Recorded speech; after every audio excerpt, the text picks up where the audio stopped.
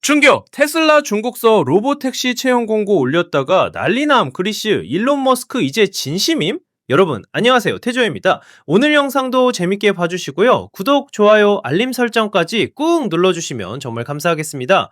자, 여러분 지금 테슬라가 중국에서 엄청난 움직임을 보이고 있어요. 방금 전에 확인한 소식인데요. 테슬라 차이나가 상하이에 채용 공고를 하나 올렸는데 이게 보통 공고가 아니에요. 뭐냐면요, 저전압 전기 엔지니어를 뽑는다는 건데 이 사람이 할 일이 뭔지 아세요? 바로 자율주행 차량용 회로 기판 설계를 담당한다는 거예요. 그러니까 쉽게 말하면 로보택시에 들어갈 전자 회로판을 만드는 사람을 지금 당장 뽑겠다는 얘기거든요. 이 소식이 12월 26일자로 올라왔는데 사이먼 알바레스라는 기자가 처음 보도했어요. 그리고 이 공고가 X, 그러니까 옛날 트위터죠. 거기에 테어 티셀 레밍이라는 업계 관계자가 공유하면서 완전 난리가 났어요. 자, 근데 여러분 여기서 재밌는 게 뭐냐면요, 이 채용 공고 제목에 대놓고 로보택시 프로그램이라고 명시되어 있다는 거예요. 테슬라가 보통 이렇게 노골적으로 표현 안 하거든요. 그런데 지금은 정말 급하게 사람을 구하는 것처럼 보인다는 거죠. 업계에서는 이걸 보고 테슬라가 중국에서 본격적으로 자율주행 택시 서비스를 시작할 준비를 하는 거 아니냐는 추측이 나오고 있어요. 자, 그럼 이 포지션이 정확히 뭐라는 자리인지 좀 더 자세히 볼게요. 채용 공고를 보면요, 이 사람은 로우 볼테지 하드웨어 팀에 들어가게 돼요. 여기서 로우 볼테지라는 게 뭐냐면 저전압 시스템이거든요. 자동차에는 고전압 시스템도 있고 저전압 시스템도 있는데 저전압 쪽은 차량의 두뇌와 신경계를 담당하는 부분이에요. 센서들이랑 컴퓨터들이 서로 신호를 주고받는 그런 회로판을 설계하는 거예요. 그래서 채용 공고에 나온 주요 업무 내용을 보면요, PCB 레이아웃 팀이랑 협업을 해야 돼요. PCB는 Printed Circuit Board의 약자인데 우리가 흔히 말하는 그 초록색 전자회로 기판 있잖아요, 그거요. 그리고 펌웨어 팀하고도 같이 일해야 되고요. 펌웨어는 하드웨어를 직접 제어하는 소프트웨어를 말하는 거예요. 또 기계 설계팀, 프로그램 관리팀, 검증팀 등등 여러 부서랑 다 협력해야 한다고 나와 있어요. 그러니까 이 자리는 단순히 회로기판만 그리는 게 아니라 로보택시라는 복잡한 시스템 전체를 이해하고 여러 팀들과 소통하면서 차량의 신경계를 완성시키는 핵심 역할인 거죠. 그래서 테슬라가 얼마나 이 포지션을 중요하게 생각하는지 알 수 있어요. 자, 그럼 이제 중요한 질문이에요. 왜 하필 중국이냐는 거죠? 여러분, 중국 시장이 로보택시한테 얼마나 매력적인 곳인지 아세요? 일단 중국은 도시들이 엄청나게 밀집되어 있어요. 베이징, 상하이, 선전, 광저우 같은 대도시들은 인구 밀도가 정말 높거든요. 그래서 택시 수요 자체가 어마어마하게 많아요. 그리고 더 중요한 건요, 중국 정부가 특정 도시들에서 자율주행을 적극적으로 지원하고 있다는 점이에요. 규제를 완화해주고 테스트를 허용해주는 정책들이 많이 나오고 있거든요. 테슬라는 현재 중국에서 FSD, 그러니까 풀 셀프 드라이빙 기능을 사용할 수 있는 제한적인 허가를 받은 상태예요. 완전히 다 풀린 건 아니지만 그래도 일정 부분 자율주행 기능을 테스트하고 운영할 수 있는 권한이 있다는 거죠. 재밌는 건요, 테슬라 차량들이 중국 시장에서 평가가 엄청 좋아요. 자율주행 기능만 놓고 보면 시장에서 최고 수준이라는 평가를 받고 있거든요. 물론 아직 완전 자율주행은 아니지만 현재 나와 있는 차량들 중에서는 테슬라의 자율주행 기술이 가장 앞서 있다고 업계에서 인정하고 있어요. 그리고 지금까지 나온 여러 신호들을 보면요, 중국 정부도 테슬라의 FSD나 로보택시 출시를 지지하는 분위기예요. 규제 당국이 협조적이라는 거죠. 이게 엄청 중요한 부분이에요. 아무리 기술이 좋아도 정부가 허가를 안 해주면 사업을 못하는 거니까요. 자, 그럼 여기서 또 재밌는 이야기를 해드릴게요. 지난 11월에 있었던 일인데요.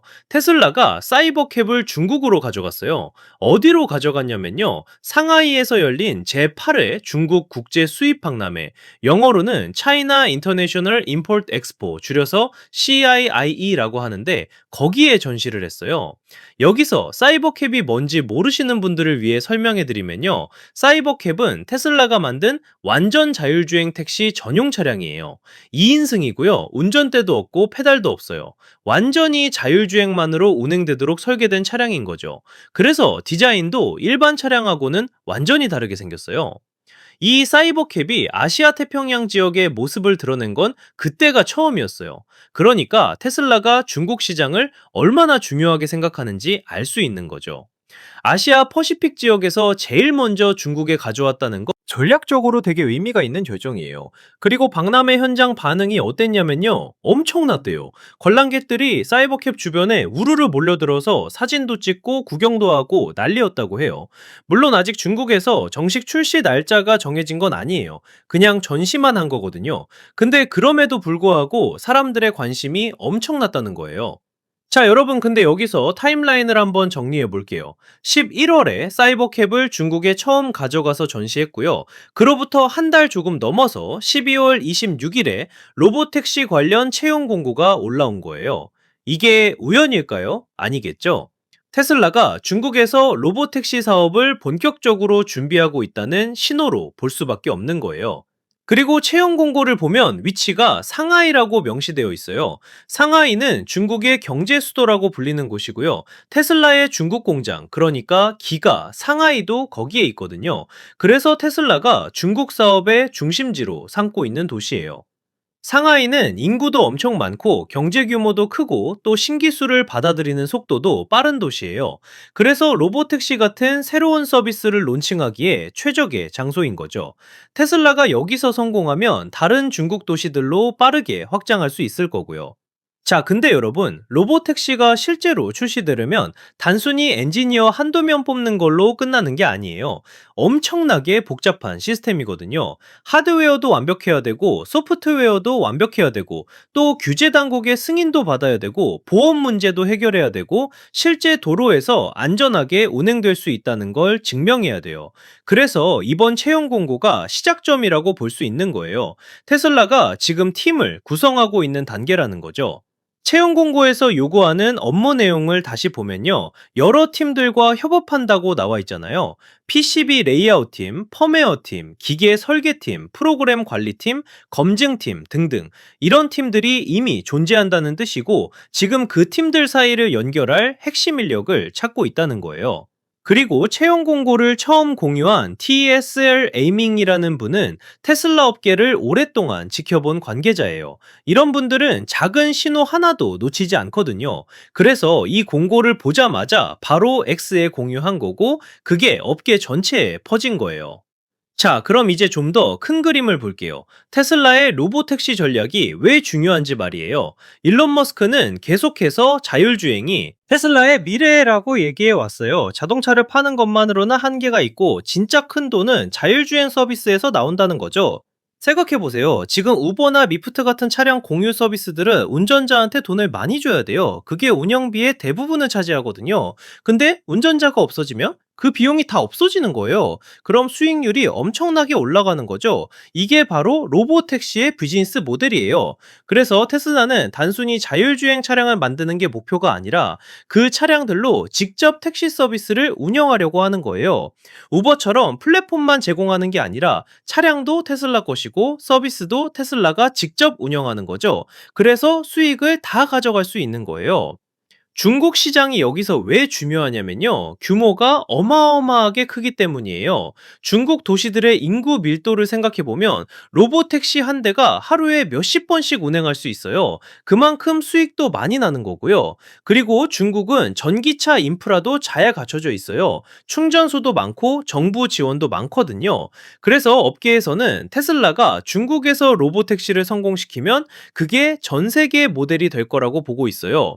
중국에서 검증이 되면 미국이나 유럽 같은 다른 시장에도 빠르게 진출할 수 있을 거라는 거죠. 자, 근데 여기서 하나 짚고 넘어갈 게 있어요. 테슬라의 FSD가 중국에서 제한적으로만 허가됐다고 했잖아요. 완전히 다 풀린 게 아니라는 거예요. 그래서 아직 갈 길이 남아있긴 해요. 하지만 중요한 건 방향성이에요. 중국 정부가 테슬라의 기술을 긍정적으로 보고 있고 협력할 의사가 있다는 게 확인됐다는 거죠. 그리고 채용 공고에 나온 검증팀이라는 표현도 주목할 필요가 있어요. 검증팀은 뭐 하는 팀이냐면요. 만든 제품이 실제로 제대로 작동하는지, 안전한지, 규제를 만족하는지 테스트하는 팀이에요. 그러니까 테슬라가 이미 검증 단계까지 생각하고 있다는 거예요. 단순히 개발만 하는 게 아니라 실제 출시를 염두에 두고 준비하고 있다는 증거인 거죠. 자, 여러분, 이 소식을 종합해보면 어떤 그림이 그려지나요? 테슬라가 중국에서 로보택시 출시를 위한 본격적인 준비에 들어갔다는 거예요. 11월에 사이버캡으로 시장 반응을 테스트했고, 반응이 좋으니까 12월에 바로 핵심 인력 채용에 나선 거죠. 그리고 이건 시작일 뿐이에요. 앞으로 더 많은 채용이 이어질 거고, 테스트 운행도 시작될 거예요. 물론 정확한 출시 일정은 아직 안 나왔어요. 채용 공고 어디에도 출시 날짜는 안 나와 있거든요. 하지만 테슬라가 움직이기 시작했다는 건 확실해요. 그리고 테슬라의 속도를 생각해보면 생각보다 빠르게 소식이 나올 수도 있어요. 업계 관계자들도 지금 이 움직임을 굉장히 주의 깊게 보고 있어요. 왜냐면 테슬라가 중국에서 성공하면 전 세계 자율주행 택시 시장의 판도가 완전히 바뀔 수 있거든요. 중국의 로컬 업체들, 예를 들어 바이두 같은 회사들도 자율주행 택시를 개발하고 있는데 테슬라가 들어오면 경쟁이 엄청 치열해질 거예요. 그리고 이번 채용 공고에서 또 하나 재밌는 건요. 굉장히 기술적인 포지션이라는 거예요. 그냥 관리직이나 영업직이 아니라 실제로 회로기판을 설계하는 엔지니어를 찾는 거거든요. 이건 테슬라가 중국에서 단순히 마케팅만 하려는 게 아니라 실제 제품 개발과 제조까지 현지화하려는 의도가 있다는 걸 보여줘요. 자, 마지막으로 정리를 좀 해볼게요. 테슬라 차이나가 상하이에서 로보택시 관련 저전압 전기 엔지니어를 채용하고 있어요. 이 사람은 자율주행 차량의 회로기판을 설계하는 핵심 역할을 맡게 되고요. PCB 레이아웃, 펌웨어 기계 설계, 프로그램 관리 검증 등 여러 팀들과 협력하게 돼요.